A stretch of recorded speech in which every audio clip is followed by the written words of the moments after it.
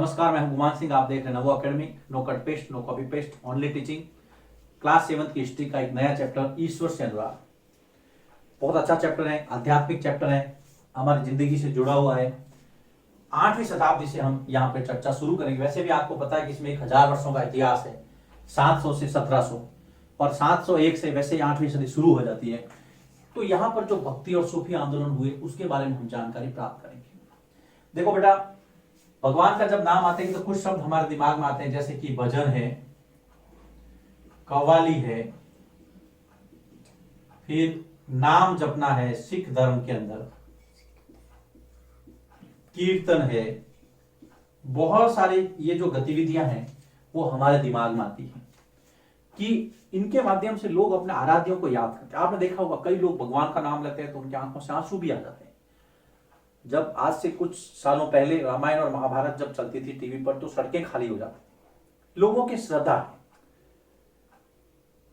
और इसी श्रद्धा के चलते देखिए जो अयोध्या में राम मंदिर का जो सुप्रीम कोर्ट से वर्डिक्ट आया है, तो ये कितने लोगों की आस्थाओं का प्रश्न था। ये तो इस चैप्टर में हम बहुत सारी चीजों के बारे में बातें करेंगे कि श्रद्धा, आस्था क्या है, परमेश्वर क्या है।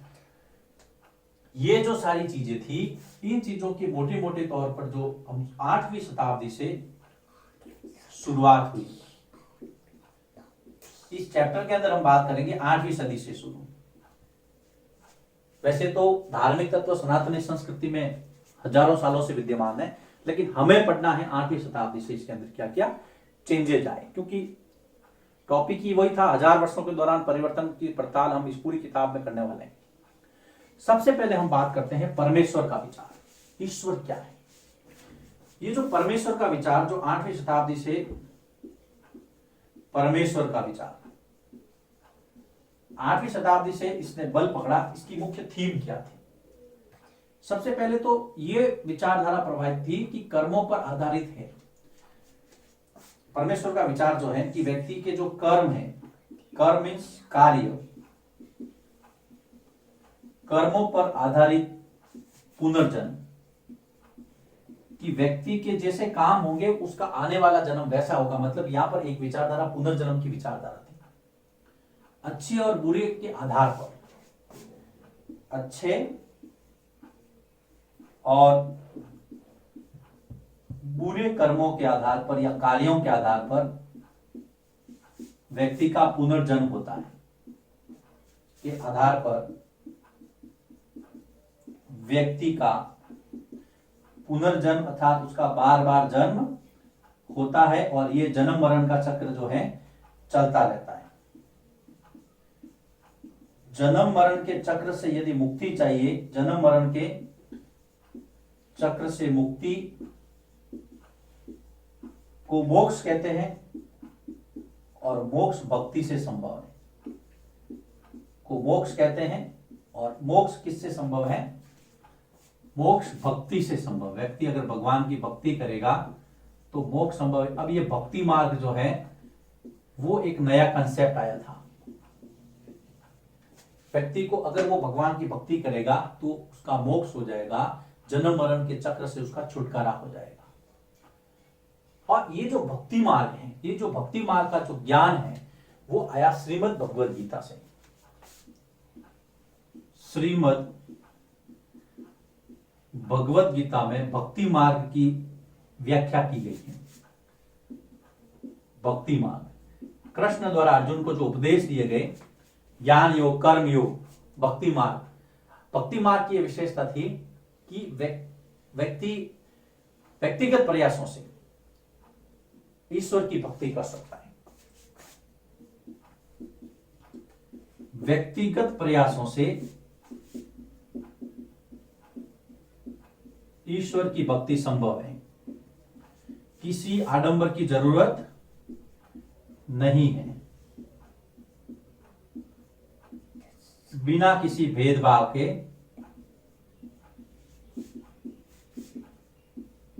ईश्वर प्राप्ति संभव है। ईश्वर प्राप्ति संभव। हम आगे देखेंगे कि बहुत सारे ऐसे लोग हुए जो निम्न जातियों से आते थे लेकिन भगवान की भक्ति में इतने लीन थे कि बड़े संत हो गए, मोक्ष मिल गया उनको। फिर धीरे धीरे थोड़ा कंसेप्ट आगे बढ़ा तो मूर्ति पूजा शुरू हुई, जिसमें विष्णु, शिव, दुर्गा की मूर्ति पूजा हुई। विष्णु, शिव,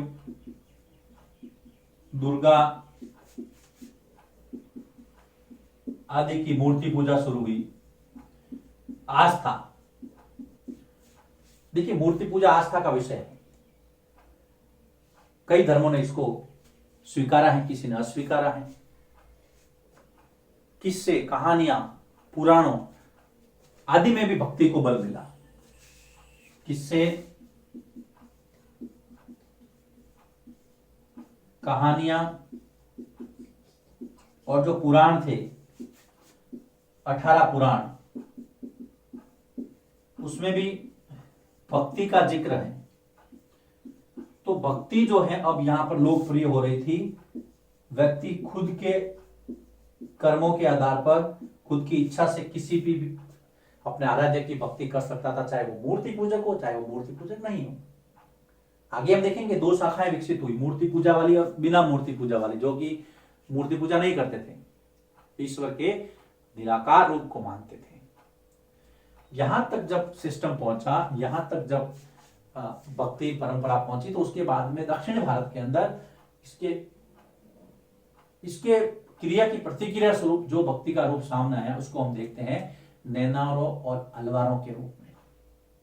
देखो बेटा, ये है आपके पूजा के रूप। भजन गा सकते हो, कव्वाली गा सकते हो, ईश्वर का नाम जप सकते हो, कीर्तन कर सकते हो। ये 8वीं शताब्दी से हम लोग इसको स्टार्ट कर रहे हैं। सबसे पहले परमेश्वर का विचार, कहा कि पुनर्जन्म होता है व्यक्ति का, लेकिन किसके आधार पर? कर्मों के आधार पर। कर्म अच्छे और बुरे हो सकते हैं। जैसा कर्म करेगा वैसा अगला जन्म होगा। अगर आपको इस बार बार जन्म मरण के चक्र से मुक्ति चाहिए, जिसको मोक्ष कहते हैं, तो आपको भगवान की भक्ति करनी पड़ेगी। और ये कंसेप्ट श्रीमद् भगवद गीता में भक्ति मार्ग से आया। और कहा कि किसी जाति पाति की जरूरत नहीं, व्यक्तिगत प्रयासों से, बिना किसी भेदभाव के भगवान की भक्ति लोग कर सकते हैं। उसके बाद में मूर्ति पूजा का प्रचलन हुआ। मूर्ति पूजा शुरू हुई। विभिन्न देवी देवताओं की किस्सों में, कहानियों में, पुराणों में भक्ति को बल मिला। यहाँ पर बौद्ध और जैन जो मूर्ति पूजा को सिरे से खारिज कर रहे थे, इस कंसेप्ट के अगेंस्ट में फिर दक्षिण भारत से क्या होता है देखिए। 2 परंपराएं आगे बढ़ती है, नैनार और अलवार। देखिए इसको, फिर मैं नैनारों और अलवारों के बारे में चर्चा करता हूं। दक्षिण भारत के अंदर 8वीं शताब्दी में जो भक्ति परंपरा की शाखाएं विकसित हुई, वो नैनार तथा अलवार। तो यहां पर हम लिखेंगे दक्षिण भारत,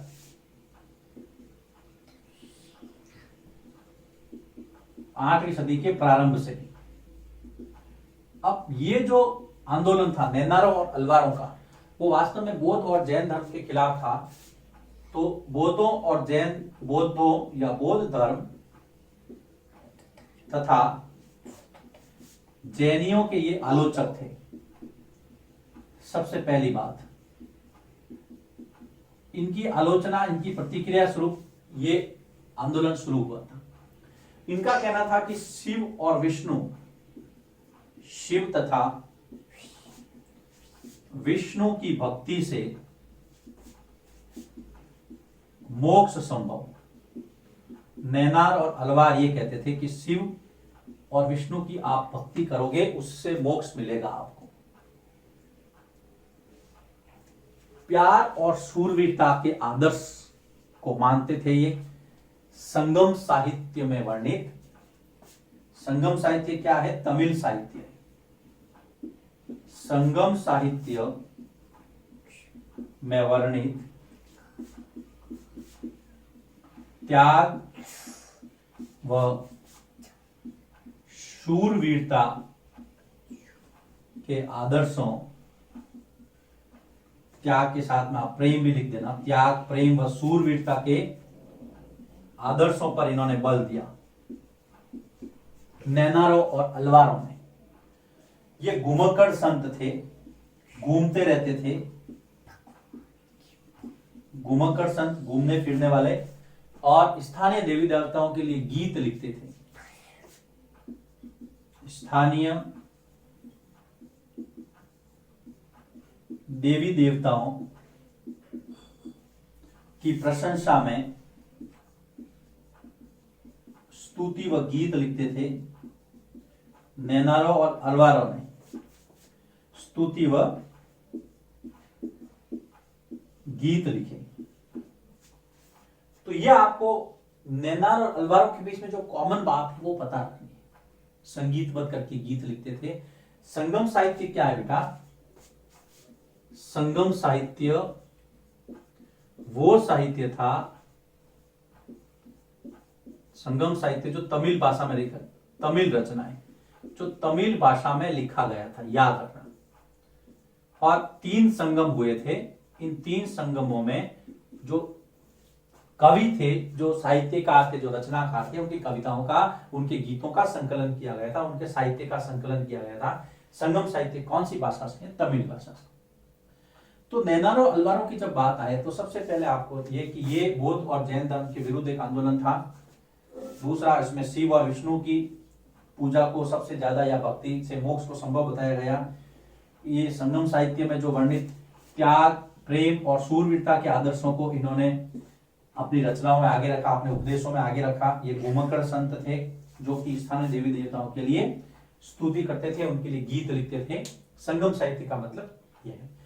नैनार और अलवार संतों का वर्गीकरण हम अलग अलग अगले वीडियो में करेंगे, जिसके अंदर ये देखेंगे कि नैनार कितने थे, अलवार कितने थे, मुख्य संत कौन कौन से थे, और इसके अंदर यदि कोई प्रश्न बनता है तो उस पर चर्चा करेंगे।